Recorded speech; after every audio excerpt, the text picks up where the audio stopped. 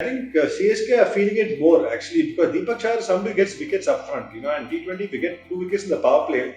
It really puts a lot of pressure on the opposition. So that's something CSK are missing a lot. I don't know why they got rid of Josh Hazelwood.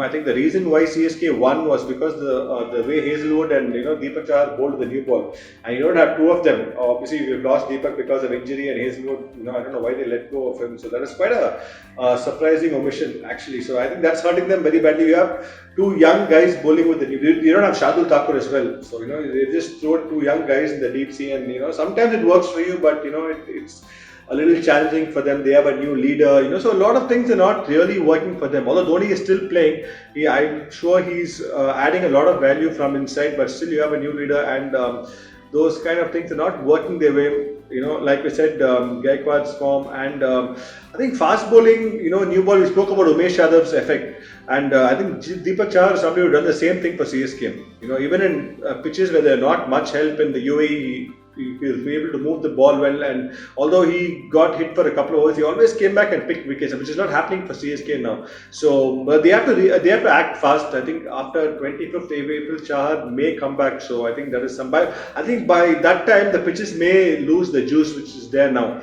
It's going to get hotter. It's going to be humid. So definitely there will be bounce, but the kind of pace and lateral movement may not be there. So I think that's a big blow for CSK. Maybe they should have thought out their replacements a little bit better.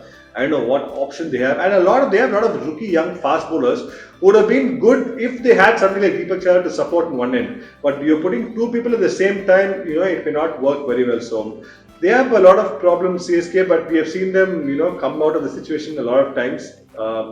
Is it too late now? We have to wait and watch. But I really hope, being a former player and the CSK fan, I really hope they fight out and come strongly. Yeah, phenomenal player. I think unbelievable player. I think they're feeling it more because Rohit has really not got going. Rohit is somebody who's a special player, but you can't expect him to do it day in day out. But if Rohit gets going, you won't feel the effect of Surya Kumar. Obviously, Surya Kumar has won a lot of matches for Mumbai. He's been an amazing player for them, and even Karen Pollard is not really clicking the way they want to. So if these two had done well, Surya's effect wouldn't have been that big. But having a player like him, coming in number 3, Anmanpreet Singh is not finding it that easy.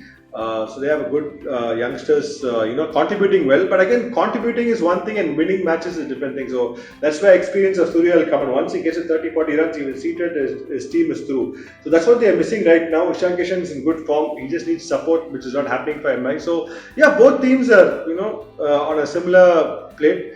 Bumrah has also not got support to the ball. I think they had Rahul Chahar, Kunal Pandya, two domestic bowlers who are doing very, very well, which is missing the same. Emotion also has bowled quite well, but he's not maybe got the kind of results he wants. So that's also something which is hurting them. And actually, if you see MI and CSK have quite different squads, which never happens. I think the strength of MI and CSK has always been that they've had the core group together. But because of this big auction and only 4 retentions were there, a lot of the players have not been there. You see MI, a lot of them have not been. They've got a new squad this year. This with CSK as well. There's no Raina. Somebody like Raina is not there. You have a lot of new players coming in. I wouldn't say they're doing anything wrong. For starters, like we said, I don't think they have picked the best squad. And their real match winners, the senior players, for example, Karen Pollard, who really finishes games and wins matches from very, very tough situations, has not had the greatest year. Ishan Kishan, they have spent a lot in him. He's had a few good knocks, but he's not able to carry on.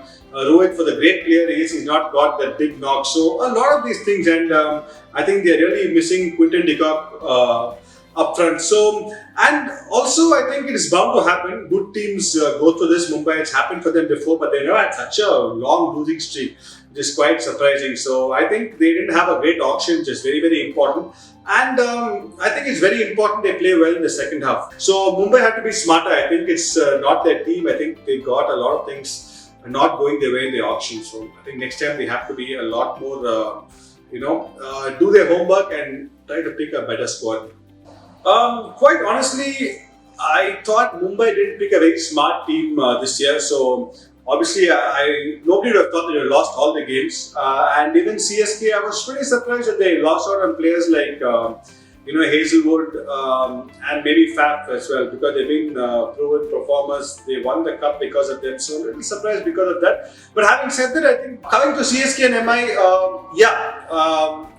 didn't expect such a bad run for them, but especially with MI, I thought that they picked a very, very good team with regard to their bowling and even their batsmen, for example, Pollard and maybe Nishan Kishan and maybe Rohit is not actually lived up to what they are capable of, so that's hurting them quite a bit.